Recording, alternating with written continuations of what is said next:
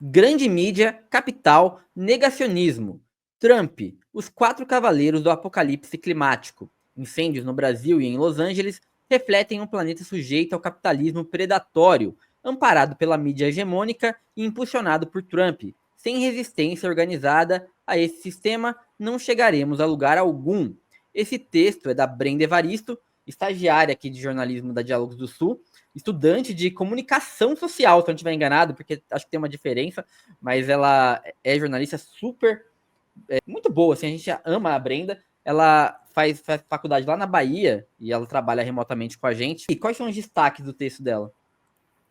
Sim, é um texto muito legal da Brenda, então ela vai trazer ali vários, né, esses 4 elementos aí, né, a grande mídia, o negacionismo, Trump, que vão agudizar essa luta contra a emergência climática. Então ela começa fazendo uma comparação, né, em relação à cobertura midiática, apontando o seguinte: no Brasil, os incêndios no ano passado tiveram uma proporção muito maior do que os incêndios em Los Angeles, só que não atraíram uma comoção internacional tão grande, né? E ela vai dizer o seguinte, né, que essa diferença na cobertura midiática também contribui, né, para contra a luta, né, contra essa emergência climática, já que quando você negligencia esses eventos extremos que estão acontecendo em países mais vulneráveis, nas periferias do mundo, né, nos países mais pobres, você também enfraquece, né, no caso, a tomada de decisão, né? Tanto que a gente tem, né, COP atrás de COP, promessas e mais promessas, mas que nunca se refletem numa ação concreta para frear o aquecimento global, para acelerar a transição energética, por exemplo. Ela também vai trazer, né, alguns pontos em relação ao Trump, né? A gente pode comentar sobre isso. Ela vai explicar também do capital, né? Como esse capital, ele sempre faz com que a gente tenha que escolher, né, entre salvar o planeta ou salvar a economia, né? Sendo que se a gente não tiver planeta, também não vai ter economia. Então, é uma situação de muito desespero, de fato, né? E que aumenta a urgência aí para uma ação. E também ela traz dados interessantes em relação às equipes envolvidas nos incêndios lá em Los Angeles, né? Quem foram alguns das pessoas envolvidas para apagar esses incêndios, que atuaram junto com os bombeiros. A gente vai trazer um pouquinho sobre isso também. Eu queria começar só falando, Gui, sobre essa questão da cobertura midiática mesmo, que a Brenda fala bastante aqui no texto, e dos incêndios em Los Angeles que escancaram esse duplo padrão da imprensa internacional, né? A gente chegou até a comentar isso num outro programa, que a gente fala sobre como isso é tratado, né? Tipo, até fez a comparação aqui com o Brasil, que é uma comparação diferente, mas que mostra como quando você não tem grana, o olhar da mídia internacional ou nacional também, hegemônica, pode ser bem diferente. Tratam tragédias com pessoas que não têm tanta grana como uma coisa normal, né? Do dia a dia. Ah, mais uma manchete. Não é nem manchete, né? É mais uma passagem ali que você vai ver em letrinhas pequenas no jornal sobre uma família que mora no centro de uma cidade que não é tão conhecida e perdeu tudo numa enchente ou num incêndio criminoso. A própria questão dos grileiros aqui no Brasil, né? A gente vê direto os caras botando fogo em fazenda e tal, e isso tipo, tem uma repercussão muito aquém do que é esperado, e são pessoas que perderam literalmente o seu trabalho todo do ano, assim, tipo, os caras botam fogo numa plantação, cara, tipo, os meses de trabalho jogados fora. Então, assim, é muito legal o jeito que a Brenda mostra isso, principalmente nas tragédias ambientadas nos países mais periféricos, que não recebem a mesma comoção que a distribuição das mansões em Hollywood, né? A crise climática também, como a Brenda aborda aqui, é uma crise de classe, e isso eu acho muito interessante, o jeito que ela até aborda Marx aqui no texto dela, e isso eu achei assim, uma sacada bem legal.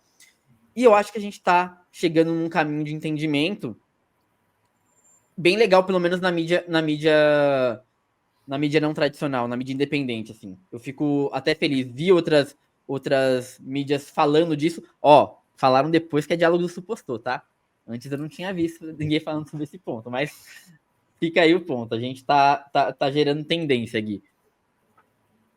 Assim, é interessante a gente até trazer alguns números, né? Por exemplo, em Los Angeles foram aproximadamente 16 mil hectares, né? Pelo menos segundo alguns dados ali da época que os incêndios estavam mais fortes. E no Brasil, em 6 dias, foram 5,65 milhões de hectares em agosto do ano passado. Né? A gente nota aí já a discrepância, talvez, né, a comoção que não houve, sendo que foi um incêndio de proporção assim, enfim, gigantesco. E aí também, lembrando que, eu me recordo que quando a gente estava ali em outubro, teve o furacão na Flórida, né? E aí teve toda uma comoção dizendo o que o furacão poderia fazer. E também, né?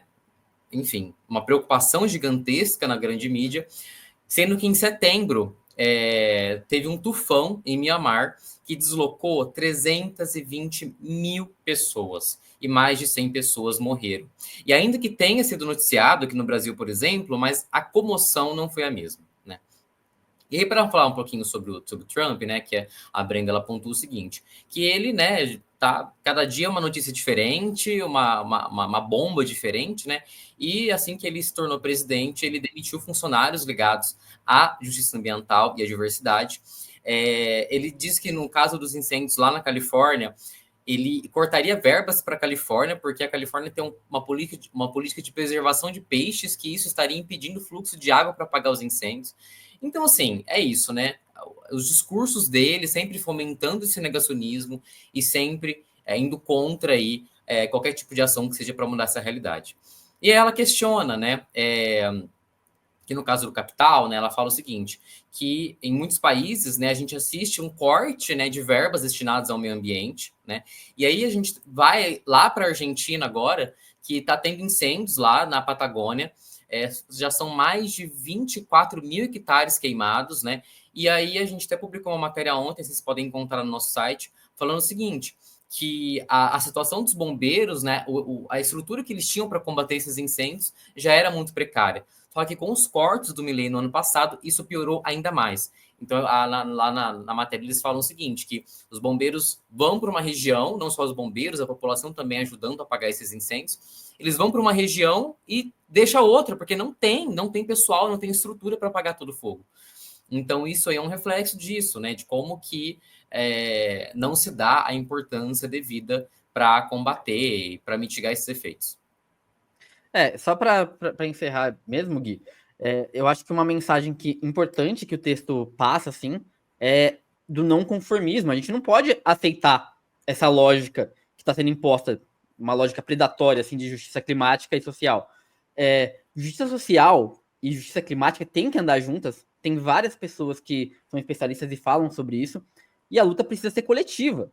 Precisa ser do alto para baixo, sabe? Tipo, não dá para as pessoas que têm grana esperar a catástrofe chegar neles para começar a olhar para o problema. Eles têm que olhar quando está acontecendo embaixo, ajudar para que também não chegue lá em cima. E é uma questão até de lógica. Ninguém ganha com isso. Ninguém ganha com essas catástrofes. Ninguém ganha. Quando a gente tem uma área perdida, devastada, a gente vai ter deslocamento de pessoas, a gente vai ter perda, além da perda material daquelas pessoas, a gente vai ter aquelas pessoas mais firmemente se formando para lutar por um lugar para elas, então isso vai gerar conflitos. Enfim, a gente precisa que haja esse olhar da galera que tem grana para a gente poder caminhar junto todo mundo. Eu acho que talvez esse seja o recado assim que eu captei do texto da Brenda. Aliás, Brenda, beijo. Podemos girar? Gui, quer falar mais alguma coisa antes de encerrar? Só ia fazer um minutinho só para falar de um ponto que eu disse que ia comentar aqui e não comentei, gente, que é muito importante. Que a Brenda, ela afirma o seguinte, que dos 36 mil bombeiros que foram mobilizados para apagar os incêndios em Los Angeles, 30% eram presidiários, ok? Que tem um programa lá que eles atuam nesse tipo de ação. A questão de, assim, alguns podem falar, não, mas, né, tem que trabalhar, enfim, né? Existem alguns discursos aí que não vão para a parte da ressocialização, da importância da ressocialização. Por quê? Porque não é só ajudar a apagar os incêndios. Essas pessoas, elas não recebem a mesma quantia, né, no caso de pagamento que os bombeiros regulares recebem, esses presidiários recebem $10 por dia, enquanto um bombeiro 16,50 dólares por hora, então é uma discrepância muito grande. E além disso, eles não usam os mesmos equipamentos de proteção. E aí eles estão 4 vezes mais propensos a lesões e 8 vezes mais propensos a doenças respiratórias. Então, isso é muito grave.